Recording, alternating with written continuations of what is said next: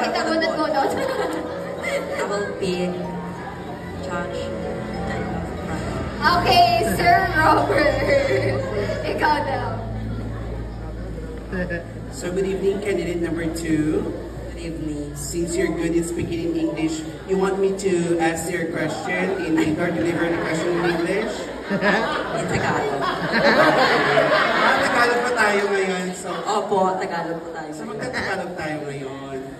Good evening sa talagang nga taga-Puruno. So, dapat lang mo mga question na dapat, no? Okay. Kung ikaw ay pagbibigyan ng pagkakataon na makagat ang isang parte ng katawan ng tao, ano bang pipiliin mo? Yung kilikili ba?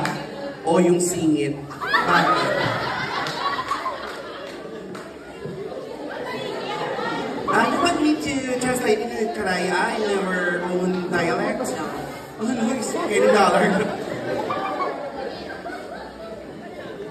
Para po sa akin, kung pagpipiliin ako kung ano ang aking kakagatin, yung singit ko. Kasi yan po ang paborito ng mga bakla ngayon.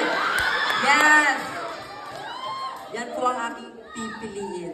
Dahil kung walang singit kaming kinakagat, hindi kami mabubuhay sa mundo.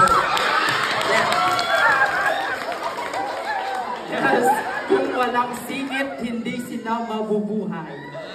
Programang ito ay rated N speech due to Matubay at Gabay. Anyways, contestant number